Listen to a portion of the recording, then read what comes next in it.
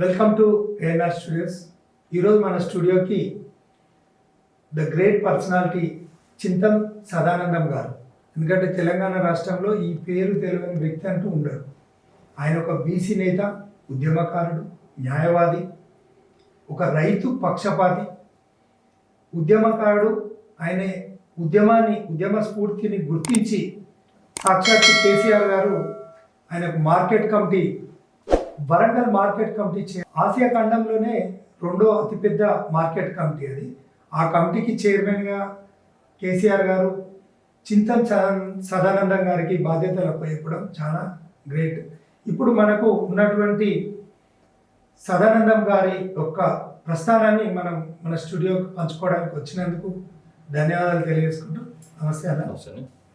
ఈరోజు నా స్టూడియో ఆహ్వానించిన మీకు ప్లస్ మీ సిబ్బందికి నేను ధన్యవాదాలు తెలుపుతూ, ఏదైతే మార్కెట్ కమిటీ చైర్మన్ ఇచ్చిందన్న, మార్కెట్ అంటేనే అది రైతు మార్కెట్. అది ఆ మార్కెట్లో మీరు రైతుల పక్షపాతిగా మీరు ఉన్నారు. అక్కడ రైతుకు గిట్టుబాటు ధర విషయంలో మనం మాట్లాడుకుంటే రైతుకు న్యాయం జరుగుతుందా? అక్కడ 100% మనం పాలకవర్గం ఎంప్లాయీస్ అందరూ ఒకటే చేస్తే 100% న్యాయం జరుగుతుంది.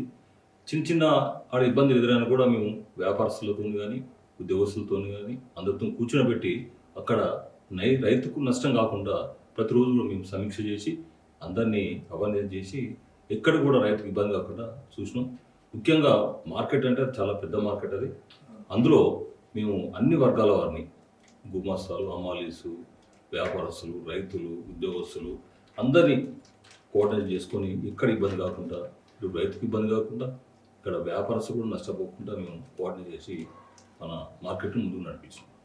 ఇప్పుడు ఈ రైతుల సంక్షేమం కోసం మీరు ఏమైనా కమిటీ ఫామ్ చేసిండ్రు అనేది మా దృష్టికి వచ్చినటువంటి అంశం. మేము గత 2 సంవత్సరాల నుండి రైతు జేఏసీ అని రాష్ట్రంలో ఏర్పాటు చేసి అన్ని జిల్లా కమిటీలు, మండల కమిటీ ఏర్పాటు చేసినాం. ఇప్పుడు మీరు రైతు జేఏసీ పెట్టింది కదన్నా, దాన్ని ఏ ముఖ్య ఉద్దేశంగా పెట్టిండ్రు అసలు? ఈరోజు రైతు జేఏసీ అనేది రైతులకు అన్ని రకాల, అంటే రైతు విత్తనం పెట్టిన కాంచెల్లి మార్కెట్లో అమ్ముకునే వరకు తను పండించిన పంట అనేక రకాల దోపిడీకి గురవుతుంది, అనేక రకాల అన్యాయానికి గురవుతున్నాడు. ఉదాహరణ, రైతు విత్తనం పెడతాడు, నకిలీ సీడ్స్ కంపెనీస్ ఉంది. దానివల్ల రైతు అక్కడనే ఆగిపోతాడు. సీడ్ పెట్టిన తర్వాత ఆ నకిలీ అయితే ఆ సీజన్ వేస్ట్ అవుతుంది. అలాంటప్పుడు మరి సీడ్ కాడ కూడా ప్రభుత్వం దృష్టి పెట్టాలి. ఎక్కడో 1947 చట్టాలు ఇప్పుడు కూడా సీడ్స్ కంపెనీ ఉన్నాయి, మరి చట్టాలు కూడా మార్చాలి. ఎందుకంటే సీడ్ అనేది వెరీ ఇంపార్టెంట్ రైతుకు. సీడ్ అనేది పెట్టిన తర్వాత నకిలీ సీడ్ అయితే ఆ రైతు ఎంతో నష్టపోతాడు, ఆ సీజన్ మొత్తం నష్టపోతాడు.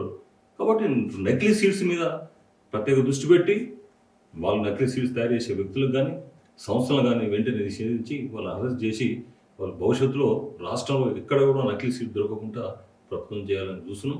అదేవిధంగా రైతు జేఏసీ ద్వారా కూడా మేము ఒక నిఘా కమిటీ ఏర్పాటు చేసి ఎక్కడైతే నకిలీ సీడ్స్ అమ్ముతారో, ఎక్కడైతే ఇట్లాంటి వ్యవస్థ ఉందో దాన్ని కూడా పోలీస్ దృష్టికి మన ప్రభుత్వ దృష్టికి తీసుకెళ్తున్నాం. అదేవిధంగా సీడ్ పెట్టిన తర్వాత కూడా ఫర్టిలైజర్స్, అనేక నకిలీ ఫర్టిలైజర్స్, లైసెన్స్ లేని ఫర్టిలైజర్స్, బయో ఫర్టిలైజర్తో రైతులను నమ్మించే అవకాశాలు ఉంటాయి. మరి ఆ విధంగా కూడా రైతు దోపిడీకి గురవుతున్నాడు. ఎందుకంటే ప్రాపర్ నీకు పెస్టిసైడ్స్ లేకుంటే, ప్రాపర్గా టైం కొట్టకుంటే నకిలీ పెస్టిసైడ్స్ దొరికితే నీకు రైతు నష్టం చేసే అవకాశం ఉంటుంది.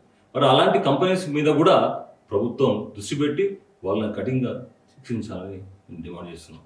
ఈ ఆర్గానిక్ అనేది మధ్యలో బాగా వినబడుతుంది కదా, రైతులు దాన్ని ఫాలో అవుతున్నారా? ఆర్గానిక్ అనేది చాలామంది లైసెన్స్ లేకుండా ఒక మాయమాటలు చెప్పి గ్రామాలలో ఏజెంట్ని పెట్టి రైతులకు, అమాయక రైతులు వాళ్ళు తెలియదు, వాళ్ళకి ఆర్గానిక్ అంటే నీకు బాగా డిమాండ్ వస్తుంది, దిగుబడి రాదు, అది ఆర్గానిక్ అనేది నకిలీ కంపెనీస్ చాలా ఉన్నాయి కాబట్టి లైసెన్స్ లేని మరి వాటిని కూడా నిషేధించాలని మేము విజ్ఞప్తి చేస్తున్నాం.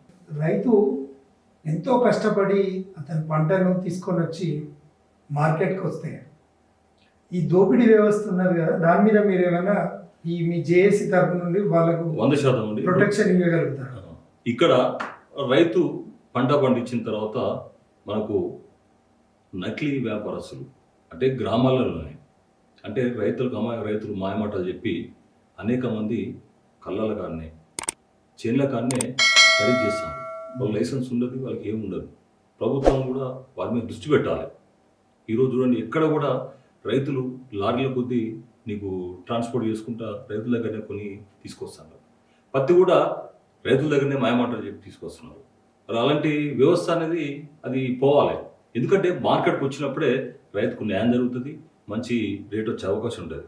అదే గ్రామీణ ప్రాంతాలలో చాలా నకిలీ అంటే లైసెన్స్ లేని వ్యాపారస్తులు రైతులు కళ్ళల కానే వరి కానీ, పత్తి కానీ, మిర్చి కానీ అక్కడనే ఒక మాయమాటలు చెప్పి అతి తక్కువ ధరకు తీసుకొని ఆడ రైతులు మోసం చేసే అవకాశం ఉంది.